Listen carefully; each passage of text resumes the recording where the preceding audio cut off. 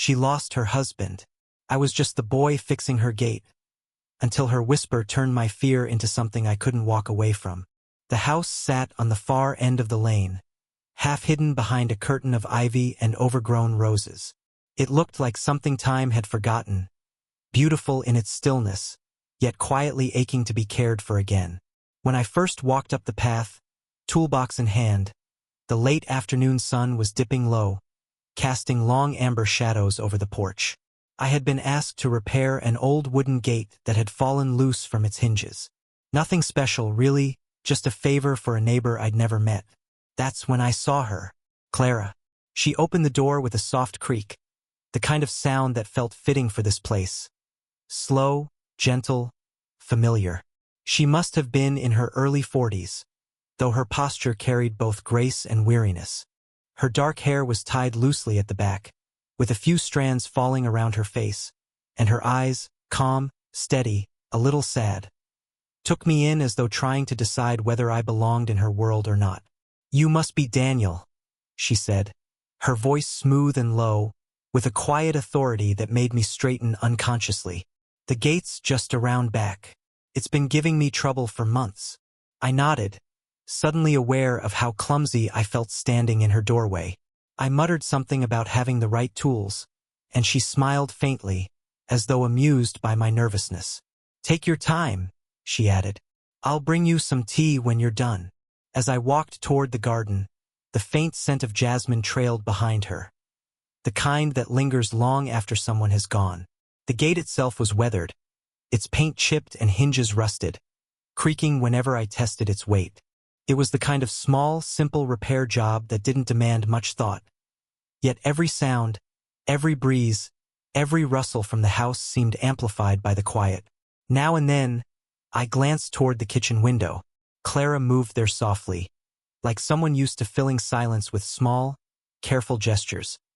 Pouring water into a kettle, adjusting the curtains, straightening a vase that didn't need straightening.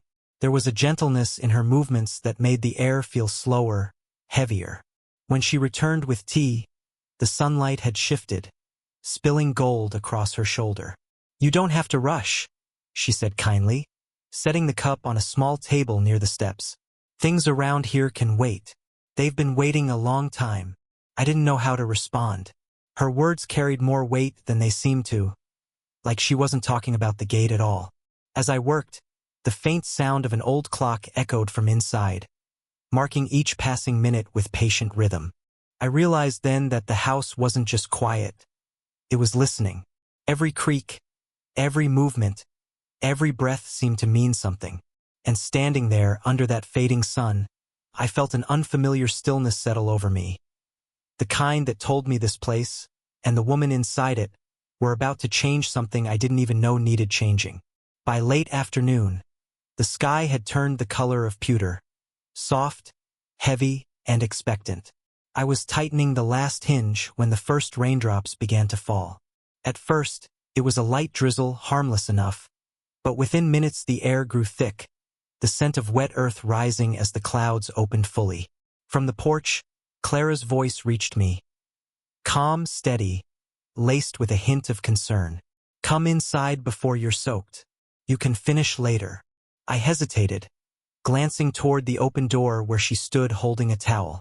The house glowed warmly behind her, a world of light and stillness against the darkening sky. I wiped my hands on my jeans, unsure if I should step over that threshold. Something about it felt personal, as if crossing it meant I was entering more than just her home. She tilted her head slightly, reading my hesitation. A small smile curved her lips. "Don't look so scared," she said softly, the faintest laugh in her voice. "I won't bite." That broke the tension. I stepped inside, dripping water onto the wooden floorboards. She handed me the towel without a word, her fingers brushing mine briefly, warm, deliberate, grounding. The living room felt suspended in time.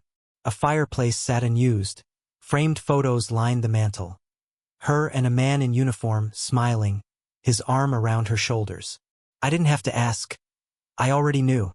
The air held his memory the way walls hold the scent of a long-burned candle. "Tea," she offered. I nodded. She moved to the kitchen, the hem of her cardigan brushing lightly against her knees as she walked. The sound of rain grew louder, a steady rhythm against the windows. When she returned, she carried 2 mugs, steam curling between us. We sat by the window, her in the armchair, me on the edge of the sofa. For a while, the only sound was the rain. It filled every pause, every space our words couldn't yet reach. She spoke first, eyes still on the glass. I used to love the rain. My husband hated it, said it made him restless. Pause, a small breath. Now I can't tell if I love it or hate it. It just reminds me.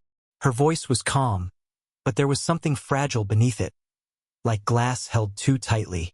I didn't know what to say, so I didn't. I just listened. After a while, she looked over, studying me with quiet curiosity. You're not much of a talker, are you? I managed a faint smile. Not when I don't know what to say. She nodded, seeming to understand. That's rare these days. Outside, the rain softened, turning to a gentle patter. Inside, the silence between us no longer felt awkward. It was heavy, yes, but full of something living. Something that moved quietly between her grief and my unspoken awe of her. When I finally left that evening, the air smelled clean and new, like the world had been washed of its noise. I looked back once before walking away. Through the window, she was standing there, still holding her cup, eyes following the rain. I didn't know it then, but that moment, that stillness, was where everything truly began. A week passed before I saw Clara again. She had called to thank me for fixing the gate and asked, almost shyly, if I might take a look at a door inside the house that had started to stick. I said yes before I even thought about it. When I arrived that morning, the air was cool and clear, carrying the faint scent of pine from the trees that lined her property. She met me at the door wearing a soft gray sweater and jeans, her hair loosely tied, wisps framing her face. There was something different about her that day, less guarded, though her eyes still carried the quiet distance of someone used to living with memories. The study door, she said, gesturing down the hallway. It hasn't opened properly in years. I think it swelled after a storm once, and I just left it that way. Her voice trailed off, and I sensed she wasn't only talking about the door. The hallway was dim, the kind of light that carries dust and nostalgia.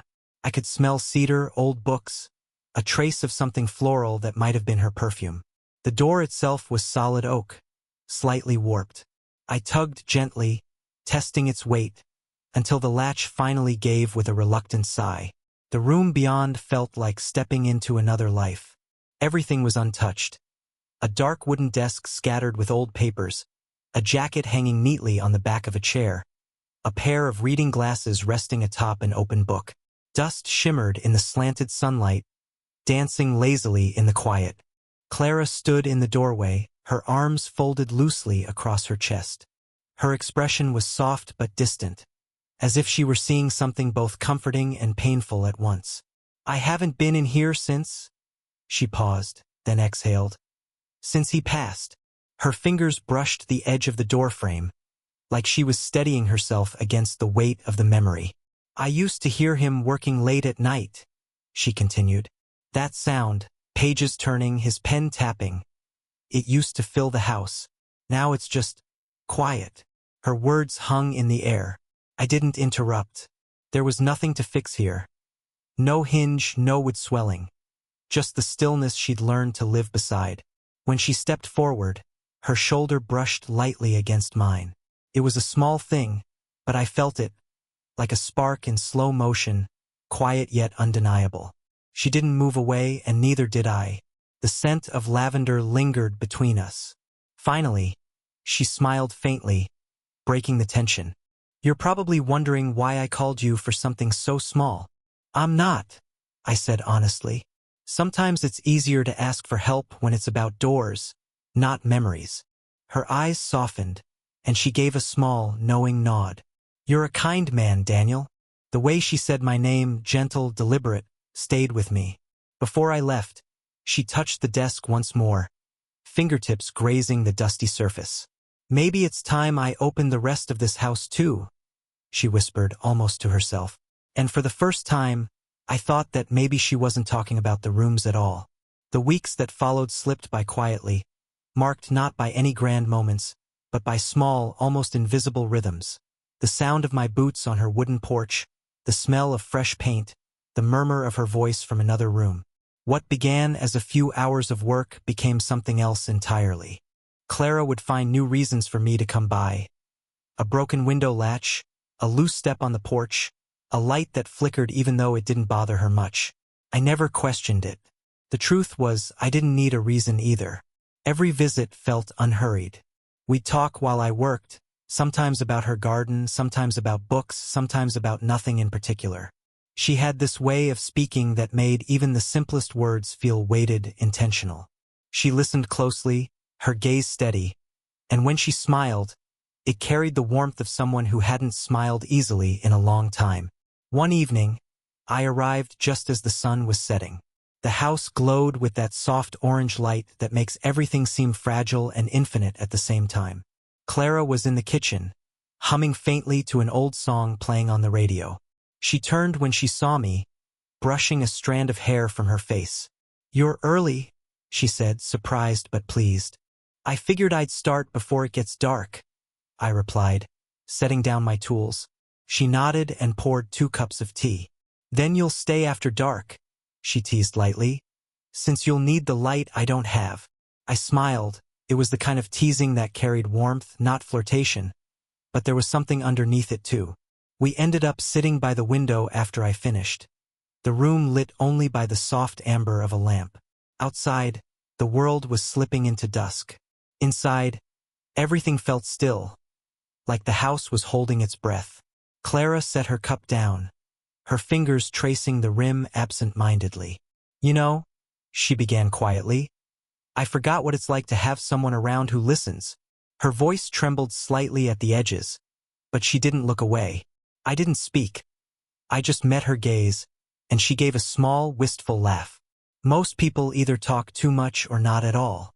You just let the silence be." She reached across the table, her hand resting on mine. The touch was light, but it felt like the most deliberate thing in the world. Her skin was warm, her grip steady, and for a heartbeat, the room seemed to narrow until it was just the two of us. Her eyes, my pulse, the faint tick of the clock behind us. I didn't move, afraid the moment would vanish if I did. Outside, the last bit of sunlight faded, and the reflection of the lamp glowed in the window like a soft halo around her. When she finally spoke again, her voice was barely a whisper. "You remind me that I'm still here, Daniel." I wanted to answer, to say something that matched the weight of what she'd just given me, but no words felt enough. So I simply turned my hand and held hers back. And in that quiet, in that fragile moment of shared understanding, I realized that something inside both of us had begun to heal. The storm came without warning. One moment the evening sky was calm and gray, the next it broke open with a deep, rolling thunder that shook the hills. I was at home when the power flickered, and through the rain-streaked window, I saw flashes of light cutting across the sky. My first thought wasn't of myself. It was of Clara, alone in that old house on the edge of town. I didn't even think. I grabbed my jacket and keys and drove through the downpour, the wipers struggling to keep up. The roads were slick, the air alive with electricity. By the time I reached her house, the world had gone almost black, save for the faint glow of a single candle in her front window. She opened the door before I could knock. Her hair was damp, a few curls clinging to her cheeks, and the soft light behind her painted her features in shades of gold and shadow. For a moment, she just stared at me, surprised and speechless. "Daniel," she finally breathed, her voice almost lost to the rain. "You came. You shouldn't be alone in this," I said simply. "The whole neighborhood's out." She hesitated, her expression caught somewhere between gratitude and disbelief. Then she stepped aside. "Come in before you catch your death." The warmth hit me instantly, not from the air, but from her presence. A few candles flickered on the coffee table, their light trembling across the room. The storm outside roared, but in here, it felt oddly peaceful. "I didn't expect company," she said, wrapping her shawl tighter. I didn't plan to be company, I admitted, smiling faintly. Just wanted to make sure you were okay. She laughed softly, that low, melodic sound I was beginning to crave. You and your heroic instincts, she teased, then added more quietly. I'm glad you're here. We sat on the sofa, close enough that our shoulders nearly touched. The house creaked gently with each gust of wind. She reached for the blanket draped across the armrest and spread it over both of us without a word. Her hand brushed mine beneath it. Accidental, perhaps, but neither of us pulled away. The warmth of her skin seeped into me, steady and real. I could hear the soft rhythm of her breathing, the faint rustle of fabric whenever she shifted. Then came a flash of lightning that lit the room in white. I flinched slightly, and she noticed. The corners of her lips curved into that knowing half-smile. Don't look so scared, she whispered, her tone a mix of reassurance and something softer, deeper. She leaned closer, her voice barely above the rain's hum. I'll be gentle. It wasn't flirtation. It wasn't even suggestion. It was comfort.